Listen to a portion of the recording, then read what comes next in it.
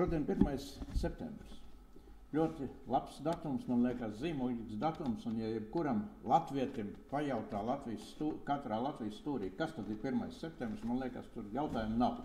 Skaidrs, tie ir svētki, mācību gada sākums.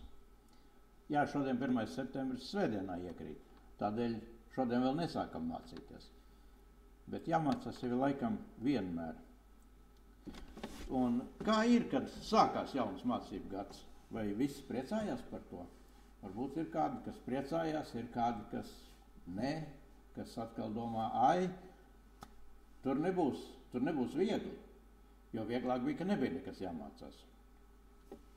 Jāiet cauri kādām grūtībām, jāiet cauri pārbaudījumiem, jāuzzina, jākrāj zināšanas, un tad kāda atbilde droši vien jāparāda to, ko tu esi iemācījies, ko tu zini.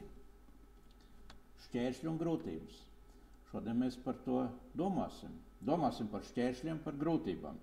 Vai ir šeit kāds, kuram dzīvē nav bijuši nekādi šķēršļi vai briesmas vai grūtības?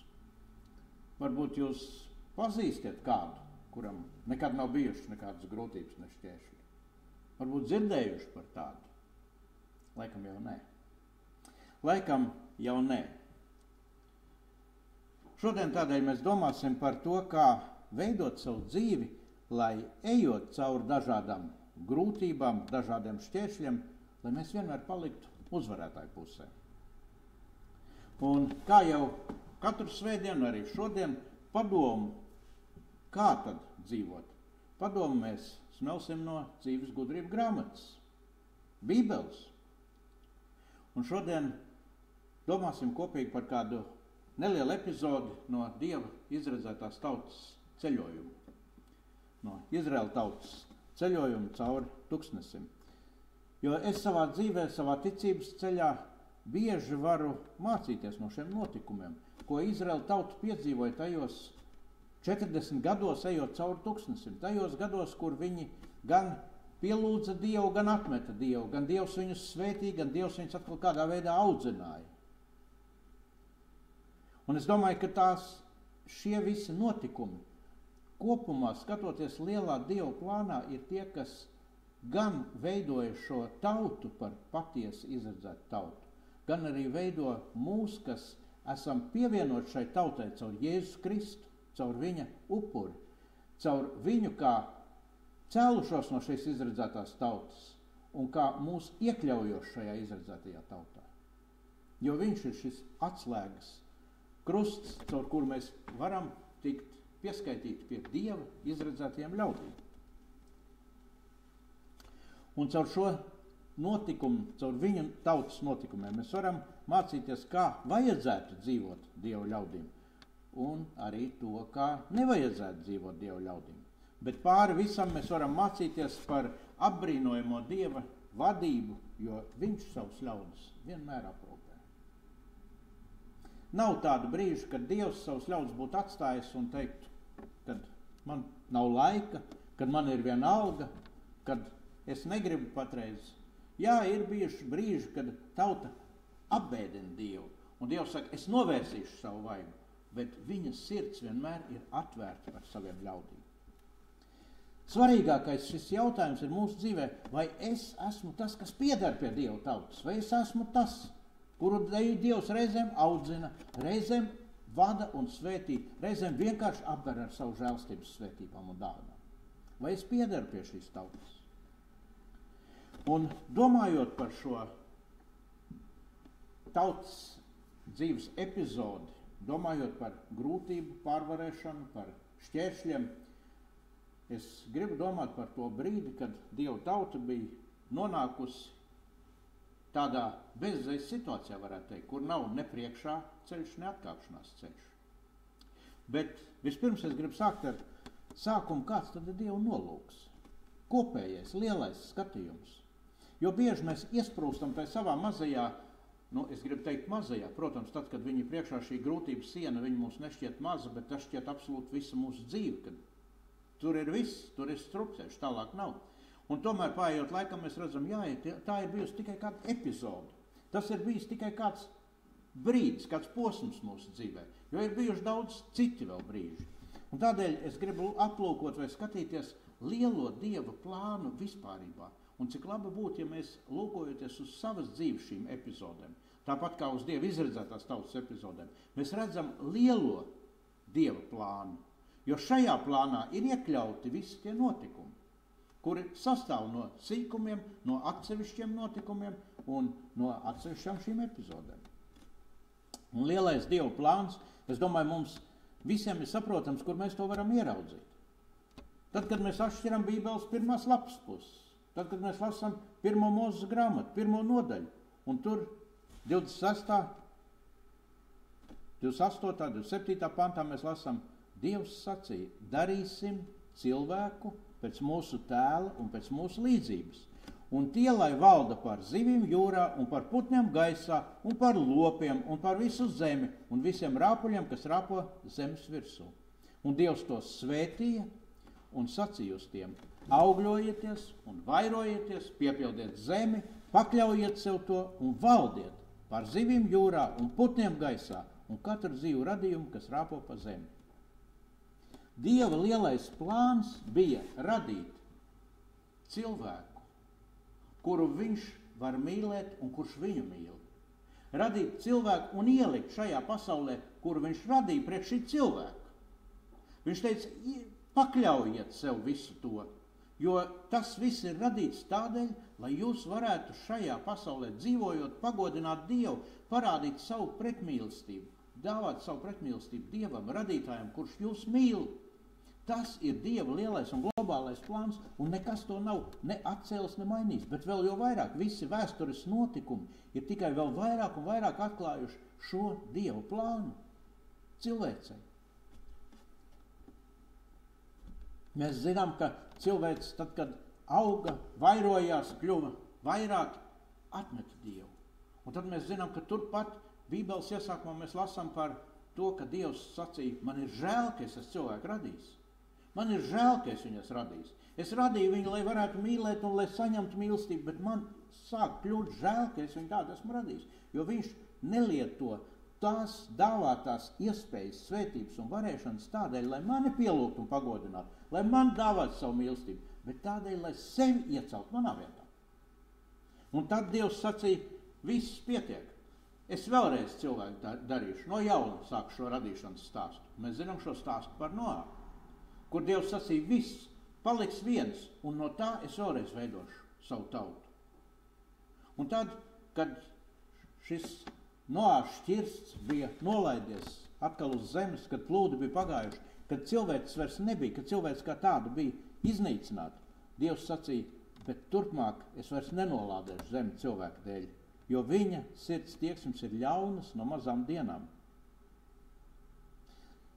Cilvēka sirds tieksmes ir ļaunas no mazām dienām. No tā brīža, kad Ādams atteicās no Dieva plāna, pakļāvās Sātanam, un kad viņš tika izraidīts no Ēdenes dārza, kur Dievs viņu bija ielicis, no kura viņam vajadzēja šo valdīšanu un pārvaldīšanu izplatīt par visu zemi. Bet Dievs teica, jā, kaut arī cilvēks ir ļauns no mazām dienām, es nenolādēšu vairs turpmāk, es neiznīcināšu, bet es ļaušu, lai viņš aug un pieaug, un es ļaušu, lai dzīvo. Jēzus teica par to, kad sējais sēž sēklu, viņš iesēja labu sēklu, bet līdzās izaug arī nezāli. Un tad tur nāca kalpi un sacīja, varbūt to nezāli vajag izravēt. Viņš teica, nē, lai aug abi kopā, lai aug līdz pļaujamam laikam. Un tad būs izšķirošā diena, izšķirošais brīdis, kad tiks izsvērts, kas ir labā sēkla, kas ir graudi un kas ir nezāles. Un tā arī šeit jau Dievs saka Noās laikā. Cilvēks sirds tieksmes ir ļaunas, bet es turpmāk vairs neiznīcināšu viņus. Lai aug abi kopā. Un tad Dievs starp visiem šiem ļaudīm izrauga vienu, kurš viņam paklausa, un viņš saka, tevi es darīšu par savu tautu, par savu izredzēto tautu. No tevis celsies mana tauta. Dievs dod apsolījumu Ābramam. Viņš saka, es tevi svētīšu un darīšu tevi par lielu tautu, un tu būsi par svētību. Es darīšu par tautu, kura pagodina Dievu un ir par svētību. Jo būt par svētību tas nozīmē nest godu Dievam, parādīt Dievam, ļaudīm, kāds ir Dievs un izplatīt Dieva godu ļaužu starpā. Šeit šis Dieva nolūks: piepildiet zemi, pakļaujiet sev to, un tu būsi par svētību. Piepildiet, pakļaujiet, un tu būsi par svētību. Tevi es svētīšu, un tu būsi par svētību. Par svētību, lai vairotos Dieva gods. Ne Ābrahama gods. Ne tālāk mēs lasām Dieva vārdā, kur Mūzes izveda tautu no Eģiptes verdzības. Ne tāpēc, lai Mūzes tiktu pagodināts, bet lai Dievs tiktu pagodināts. Tādēļ Dievs lieto ļaudis, lieto cilvēkus, tādēļ Dievs izaicina cilvēkus un dod viņiem uzdevumus, un tādēļ Dievs vada savu tautu, lai viņa gods vairotos. Jo mēs lasām, kur Dievs saka Mūzum, viņš saka: es pagodināšu sevi. Es sevi pagodināšu faraona un visa viņa karaspēka, viņa ratu, viņa jātnieku priekšā. Un eģiptieši atzīs, ka es esmu tas kungs. Tātad Dievs izveido savu tautu, viņš viņu audzē, vairo un ieved kādās grūtībās. Ieved grūtībās, caur kurām ejot, atkal Dieva vārds var tikt pagodināts, ka viņa tauta tiek izrauta no šīm grūtībām. Un tad mēs lasām un domājam par Dieva darbību, par Dieva taktiku, skatoties uz viņa tautas vadību, par šo, kā jau es teicu, epizodu, kur Dievs izved savu tautu. Viņi ir izgājusi no Ēģiptes, viņi ir izgājusi no verdzības ar lielu bagātību. Eģiptieši ir devuši viņiem līdz vēl mantas, drēbes, zeltu, vēl kaut ko, tikai ieiet projām. Mēs zinām, caur kādām mocībām eģiptiešiem bija jāiziet, lai viņi pieņemtu šo lēmumu un piekristu, atlaist Dieva tautu. Un Dieva tauta ir izgājusi. Dieva tauta ir izgājusi no Ēģiptes, un viņa nonāk, ja mēs šodien skatāmies kartē, tad mēs zinām tādu nosaukumu Suecas kanāls, kas savieno divas jūras, kuru rakšana faktiski jau aizsākusies bija ķēniņa Dārija laikā. Un tad tur vēl ar kādiem turpinājumiem turpinājās tā vēsture par šī kanāla vēsture diezgan arī dramatiski, jo tur tik daudz ļaužu ir aizgājuši bojā pie viņa rakšanas darbiem. Bet tas ir cits stāsts. Dievs izved savu tautu no Ēģiptes, un viņi dodās tuksnesī, bet priekšā ir ūdens. Priekšā ir ūdens. Un cik interesanti, tad, kad es skatos šo Bībeles ģeogrāfiju, tad Bībele saka, ka viņi apmetās pie Ētāmas tuksneša malā. Un tad Dievs teica, viņš saka, saki izraēliešiem, lai viņi atgriežas un uzceļ nometni Pihahirotas priekšā. Un es skatījos, kur šīs divas vietas atrodas. Īstenībā, cik interesanti, Dievs ir vedis, tā kā šodien mēs skatāmies šis Suecas kanāls, vedis apmēram pret to kanālu, un tad viņš teica, un tad, lai viņi atgriežas atkal uz Ēģiptes pusi nāk, jo tur es sevi pagodināšu. Cik interesanti šķiet Dieva vadība, kāpēc Dievs, ja jau tu gribēji vest un parādīt savu godu, pat taisno ej līdz jūrai, un tad pašķir jūru un viņi ies pāri. Nē, Dievs saka, pa priekšu viņi aizies tur, apmetīsies, redzēs, tur ir ūdens mala, tad, lai nāk atpakaļ uz Ēģiptes pusi. Dievs vada, bet šī vadība bija redzama un saprotama, jo Dievs rādīja savus zīmes. Es domāju, tās zīmes, ko tolaik varēja Izraēla tauta redzēt. Mēs lasām 2. Mūzes grāmatā, 13. nodaļas 21. 22. pantā. Tas kungs viņam gāja pa priekšu dienā mākoņu stabā, lai tos vadītu pa ceļu, bet naktī uguns stabā, lai ceļš tiem būtu apgaismots dienu un nakti. Un mākoņu stabs dienā un uguns stabs naktī nenozuda tautas priekšā. Es domāju, ka tas ir par grandiozu skatu, kad šī tauta iet ārā no Ēģiptes, kad viņi iet uz apsolīto zemi, kur Dievs ir apsolījis, un priekšā viņiem ir mākoņu stabs un aizmugurē uguns stabs, kuru viņi redz gan dienu, gan nakti, un viņš arī dod gaismu viņiem. Un tad viņi ir nonākuši pie šīs jūras, viņi ir jau atgriežušies jau atpakaļ uz Ēģiptes pusi, un tur ir vēl lielāka jūra priekšā, vēl nepārējamāka, kur viņi ir nostājušies, un aizmugurē nāk Ēģiptiešu karaspēks, kuri tajā brīdī ir sapratuši, ka viņiem ir jātiek klāt. Ir jātiek klāt atkal šai tautai un jāatgriež, jo viņiem vergi ir pazuduši. Viņiem vairs nav kas strādā, nav kas kalpo, nav kas izpild ikdienas darbus, pašiem ir jāsāk darīt kaut kas. Un tad Dievam ir zīmes un ir arī līdzekļi. Viņš uzliek savas zīmes gan šo mākoņu un ugunsstabu, un tad viņš lieto līdzekļus. Viņš saka Mozum, tu pacel zīzli, izstiep savu roku pār jūru un pāršķel to, lai Izraēla bērni var iziet cauri jūras vidumu pa sausumu. Vai tad Dievs nevarēja tā vienkārši viņu pāršķelt to jūru, vai tad vajadzēja, lai Mozes dara kādas, mēs šodien teikt, reliģiskas darbības, pacel zīzli, pāršķel jūru, kam tas bija vajadzīgs? Vai tad Dievam bez Mozes šīm te darbībām nebija nekāda spēka? Bet Dievs lieto darbības, lieto arī kādreiz tās lietas, rituālus, tradīcijas, arī tās, kuras kristietībā mēs šad un tad kategoriski atsakamies, neko mums nevajag. Ir lietas, kas, protams, varbūt tās nevienmēr ir vajadzīgas, bet ir lietas, kuras Dievs lieto un svētī. Un viena no šīm lietām, mēs zinām, ir svētais vakarēdiens, kur mēs atkal un atkal lietojam, kur mēs nevaram pateikt, tas tikai tāds rituāls.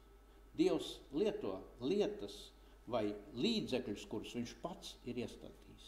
Ne tos, kur ir cilvēki izdomāti, jo tādi ir daudz kristiešu aprindās, kur ir cilvēki, kur ir kaut kur no tradīcijas radušies, bet ir, ko Dievs ir iestādījis. Un tos līdzekļus, kurus Dievs dod, tos ir svarīgi, ka mēs arī lietojam. Jo, ja Mozes būtu atteicies un necēlis šo zīzli, Dievs, tev taču pietiek spēks, ko tad es ar to zīzli te vicināšos pie jūras? Tā muļķīgi izskatīsies, viņš sāks smieties par mani. Dievs teica, dari to, un es svētīšu šo darbību. Es svētīšu to, kam es esmu sacījis, ka nāks līdzi mana svētība.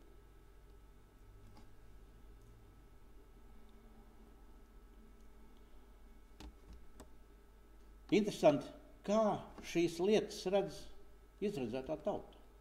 Man bija jādomā par to. Kā Dieva tauta redzēja visu šīs lietas. Tātad Dievs saka, es tevi izvedīšu no verdzības. Jā, mēs apzināmies, mēs esam Dieva tauta. Dievs to mums ir vecāki mācījuši un vecāki. 300 gadus esot verdzībā, mēs to visu zinām un apzināmies, ka mēs esam Dieva izredzēta tauta, bet mēs esam verdzībā. Mēs esam vergi, joprojām. Nekas nemainās. Droši vien mūžīgi. Kā tu vergs var brīvs kļūt? Tu pats nevari sevi aiz matiem izvilkt no pura vārā. Tas ir neiespējami. Nepārvarams šķērslis. Un tad, kad Mozes iet pie faraona un saka, kad atlaid Dieva tautu, jo Dievs tā ir sacījis, tad tiek uzliktas viņiem neizpildāmas darbu normas, ar kurām vairs galā nevar tikt. Jau tā tie darbi bija smagi, bet tagad tiek neizpildāmas normas uzliktas. Kā redz tauta šo lietu? Kā mēs redzam kādreiz savus šķēršļus? Tad, kad mēs saucam uz Dievu, un Dieva vārds saka, ka Dievs dzirdēja viņu brēkšanu, kad mēs saucam uz Dievu, un Dievs dzird mūsu brēkšanu, bet notikumi nevis paliek labāki, bet paliek vēl sliktāki, pat neiespējami, vēl smagāki. Mēs domājam, kā Dieva tauta skatās uz šo lietu. Tad, kad mēs no tāla skatījuma varam vēsturē paskatīties, mēs sakam, jā, Dievs ir varens, viņš izveda savu tautu, viņš pārveda jūrai, viņš veda caur tuksnesi, viņš pabaroja ar maizi, viņš viņiem deva visu, kas viņiem bija vajadzīgs, un viņu apavi nenodila, drēbes nenodila 40 gadu laikā. To visu mēs tā ātri pārskatām varam sacīt, bet tad, kad mēs pienākam klāt pie katra no šiem notikumiem atsevišķi, nepārvarams šķērslis, un tad nāk sajūsmas brīdis. Tad ir šis brīdis, kad tauta iziet brīvībā, ar bagātību, ar visu, kas ir, ārā no verdzības, projām, ārā no Ēģiptes. Mēs esam Dieva tauta, mēs esam vareni, mēs esam dižani, mēs esam, paskatieties kādi, mēs esam ārā no Ēģiptes. Vienreizēji. Sajūsma. Mēs lasām Dieva vārdā, ka izraēlieši no Eģiptes zemes izgāja bruņoti kaujai, un Mūzes arī paņēma līdzi Jāzepa kaulus, jo Jāzeps tur bija apglabāts, bet viņš bija sacījis, manus kaulus paņemiet līdzi tad, kad jūs iziesiet, jo es jau ticības skatā redzu, kad jūs nebūsiet mūžīgi vergi.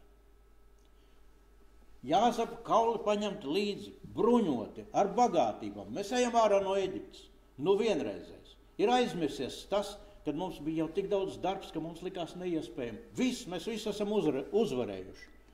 Un tad pēc īsa brīža, kad mēs esam nonākuši, jā, te ir kāda upe priekšā, kurai mēs netiekam pāri, un tad Dievs mūs vada šis mākoņu staps, un mēs nonākam pie vēl lielākas jūras, un aizmugurē ir eģiptiešu karaspēks, kuri saka tā, mīļie, jūs te papriecājieties drusciņu brīvībā, un tagad atpakaļ pie darba, un tagad jums būs pa īstām.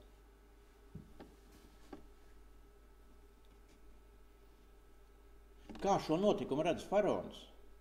Ar tādu uzvarētāju skatījumu, ja? Mēs lasām, cik interesanti, 2. Mūzes grāmatā, 14. nodaļa, 3. pants. Tad faraons sacīs par Izraēlu bērniem, viņi ir apmaldījušies tajā zemē, tuksnesis tos ir ieslēdzis. Interesanti vārdi.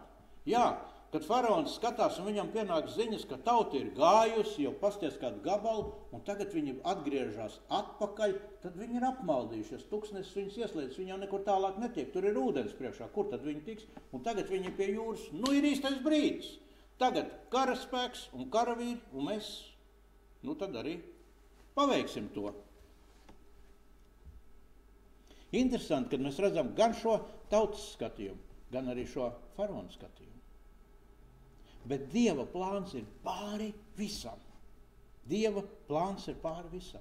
Un tajā brīdī, kad šī tauta ir Dieva plānā, ne savā plānā, ne Mūzes plānā, bet Dieva plānā, tad Dievs kaut ko dara.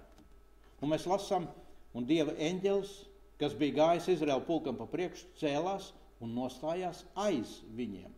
Arī mākoņu staps, kas bija viņu priekšā, cēlās un nostājās aiz viņiem. Nostājās starp Dieva izredzēto tautu un eģiptiešu karaspēku. Un tad Mūzes izstiep savu roku par jūru, un tas kungs lika jūrai spēcīgam austrumvējam pūšot plūst atpakaļ visu nakti, un viņš darīja jūru par sauszemi, un ūdeņi pāršķēlās. Dievam nav neiespējams lietas. Dievam nav neiespējams vētras, vēji, orkāni, virpuļu viesuļi, kas var jūru ne tikai pašķirt, bet padarīt sausu. Mēs zinām šodien, kad mēs skatāmies uz šīm dabas stihijām, uz tām parādībām, kas notiek. Jā, kādā vietā milzīgi plūdi, un kādā vietā šis pats orkāns vai viesulis var visu aiznest projām. Un tad mēs lasām tālāk, ka Izraēla bērni iegāja jūras vidū pa sausumu, un ūdeņi tiem bija kā vaļņi, pa labi un pa kreisi. Dievs vada savu tautu cauri neiespējamajam. Es saprotu, ka Dieva tauta varēja sacīt, kungs, bet mēs taču tevi lūdzam. Mēs taču tur bijām nonākuši pie tā ūdens kanāla, kuram vienkārši būtu iziet cauri. Ja tu viņu pašķir, tad to jau tev būtu vieglāk pašķirt nekā šeit pie lielas jūras, kur tu pašķīri. Un cik bieži ir tā, ka mēs kā cilvēki cenšamies Dievam sacīt, to taču tev Dievs būtu vieglāk izdarīt. Kāpēc tu vedi caur tādiem neiespējamām lietām? Kādēļ tu mūs vedi atpakaļ? Mēs jau tur bijām, tur jau gandrīz, un nē, tu mūs liec griezties atpakaļ. Dieva plāns ir viņa plāns, lai tiktu pagodināts viņa vārds. Jo tad, ja mēs paskatāmies uz Dieva skatījumu vai plānu, vai tiktu eģiptiešu un visu tautu vidū pagodināts tik ļoti viņa vārds, ja tur pie mazas ūdens upītes šī strauma būtu izsīkus un izraēlieši pārgājuši pāri, jeb šeit, kad jūra pašķīrās, kad viss eģiptiešu karaspēks tur iegāja un visi viņi tika noslīcināti.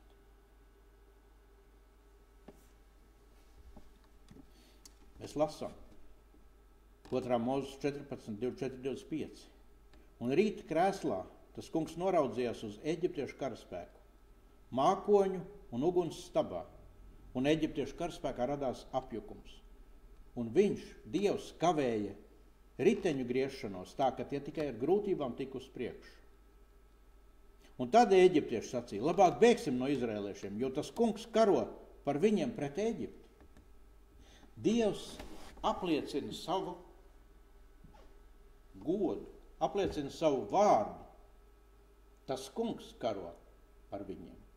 Tas kungs karo par tevi un par mani, ja mēs esam viņa tauta. Ja mēs esam daļa no viņa tautas, kas atrodas viņa lielajā plānā. Viņa lielajā plānā, kur viņa vārds tiek pagodināts. Ne mans, ne tavs. Šie mūsu apstākļi nav tie, kas izsaka kādu noteiktu notikumu globālu. Tie nav tie apstākļi, kur izsaka pat mūsu dzīves kādu tādu vispārēju notikumu. Kaut arī mums šobrīd varbūt tā liekas. Jā, Dievs, tu redzi, ja šis man nepazudīs, tad viss manai dzīvei beigas, nav jēgas vairāk. Dievs saka, nē, man ir daudz lielāks plāns pāri visam tam, un šis ir tikai mazs notikums, maza nianses visā lielajā plānā. Kāpēc? Lai Dieva gods tiktu redzams. Šodien mēs domājam, vai pastāv kāds nosacījums, lai visi mūsu dzīves šķēršļi un briesmas tiktu pārvarēti. Lai mēs varētu pāriet pāri tur, kur nevar pāriet pāri. Lai tā jūra pašķirtos. Lai atnāktu Mūzes pacelt uz izlu un teiktu, viss jūra šķeries un jūra pašķiļās. Jā, varbūt mēs to gaidām. Vai ir kāds nosacījums? Un es gribu teikt, jā. Tas ir nosacījums vērot, uzmanīgi vērot, vai es atrodos Dieva plāna robežās. Kā var Dieva gods vairoties caur maniem apstākļiem? Caur to, caur ko es šodien eju cauri. Jo Dievs sacīja, piepildiet zemi un pakļaujiet sev to, ne tāpēc, lai jūs kļūtu par valdniekiem, bet lai mans vārds tiktu pagodināts. Jo Dievs nelietoja Noā, Ābrahamu, Jēkabu, Dāvidu, citus, lai vairotu viņu godu. Dievs tos lietoja šos vīrus, par kuriem mēs varam būt pārsteigti, brīnīties un domāt, kādus varenas darbus viņi darīja. Tādēļ, lai Dieva gods tiktu pagodināts, lai Dieva gods tiktu pacelts augstu. Psalmists raksta 29. psalmā, mēs lasām 1.2. pantā. Dodiet tam kungam, jūs Dieva dēli, dodiet tam kungam godu un slavu. Dodiet tam kungam viņa vārda godu. Piepildiet zemi ar godu tam kungam. Piepildiet zemi ar godu tam kungam. Lūk, šeit arī ir tā īstā formula, kā uzvarēt visus šķēršļus un briesmas savā dzīvē. Tā ir tā īstā pareizā formula. Vai tā mums ir patīkama formula? Laikam nē. Dievs, kāpēc es atkal esmu šajā situācijā? Kāpēc te priekšā ir tā jūra? Un tur aizmugurē eģiptiešu karaspēks. Viss, tu taču redz, man ir beigas. Un tur, kur tā mazā upīte, tur es vēl būtu kaut kā ticis pāri, bet šeit pie lielās jūras viss ir beidzies. Dievs, kur te tu biji? Vai tu neesi nokavējis kaut ko? Piepildiet zemi ar godu tam kungam. Tā ir tā īstā formula. Meklēt, kā vairot Dieva godu. Pareizā formula ir nevis Dievs, vai tu esi nokavējis. Nevis Dievs, es nezinu, ko tagad darīt. Bet Dievs, kā tavs vārds var tikt pagodināts caur šiem maniem apstākļiem? Kā es tevi varu pagodināt? Kā es atrodoties šajos apstākļos, ejot cauri tiem, kā es varu tavu vārdu pacelt? Ar savu ticību. Reizēm ar vienkāršu paļaušanos un uzticēšanos viņam. Dievs, man nav spēki, iespējas, izēja, bet tev ir. Un šī mana uzticēšanās ir mans karoks un mans zizlis. Jo es uzticos, ka tu mani izvadīsi. Jo es esmu tava tauta, es esmu tavas tautas daļa. Man ir debesu valstības pilsoņu pasa kabatā, ja tā man ir. Nevēl es teicu, ka tas ir pats svarīgākais jautājums. Vai es piederu pie Dieva izredzētās tautas? Un tad ar savu liecību, tad, kad es varu iet un liecināt un sacīt, jā, es zinu, ka mans kungs var mani izglābt. Kā es atceramies, kad mēs lasījām par šiem vīriem Sadraku, Mesaka, Abednego. Kad ķēniņš sacīja, jūs iemetīs degošā ceplī. Un viņi teica, mēs zinām, ka mūsu Dievs var mūs izglābt, bet pat ja viņš mūs neizglābs, mēs vienalga viņu pagodināsim. Mēs vienalga nepielūksim šos tēlus, šo statuju, bet mēs pielūksim vienīgo dzīvo un patieso Dievu. Ar savu liecību un ar savu dzīvi. Ar savu dzīvi, ar saviem plāniem, mērķiem, ar savām izvēlēm. Kādi ir mūsu dzīves plāni? Vai mūsu dzīves plāns ir iekļauts tajā? Dievs, es gribu darīt to un to, lai tavs gods vairotos. Ja mēs gribam darīt to un to, lai mans gods vairotos. Vai es gribu darīt to un to, lai varētu liecināt par Dievu? Vai es gribu darīt to un to, lai citi redzētu un apskaust mani? Kādas ir mūsu izvēles? Dieva vārds saka, tas kungs ir tuvu tiem, kuri viņu meklē. Tuvu tiem, kuri viņu meklē. Un īpaši tuvs un ietērpjošs savu spēku varenībā ir tiem, kuri meklē, kā pavairot viņu godu, kā vairot Dieva godu. Īpaši tuvu viņš ir. Un šodien mans aicinājums ir dzīvosim katru savu dzīves dienu tā, lai cauri visiem notikumiem, visiem notikumu pavērsieniem mēs spētu saskatīt Dieva lielo plānu viņa valstības celšanai. Un saskatīt to, ka mūsu situācija ir tikai daļa no šī lielā Dieva plāna piepildījuma, kurā Dieva vārds atkal var tikt pagodināts. Caur neiespējamām lietām, caur mums, cilvēkiem šķietam neiespējamām lietām, bet Dievam nav neiespējams lietas. Tas kungs, lai mūs svētī, lai mēs patiešām vienmēr meklētu Dievs, kā šī situācija, šis šķērslis, šīs briesmas, caur kurām es eju, vai kuras man ir patreiz priekšā, un kuras ir aizmugurē, un starp kurām es esmu iežņauts, kā tās var tavā plānā iekļauties, lai pagodinātu tavu vārdu, lai kļūtu par godu tev, lai paceltu tavu vārdu, ka es atkal varētu iet un liecināt, stāstot, mans Dievs ir tas, kurš izved savu tautu. Mans Dievs ir tas, kuram es piederu, kura tautas daļa es esmu. Lai Dievs mūs svētī un palīdz uz to. Amen.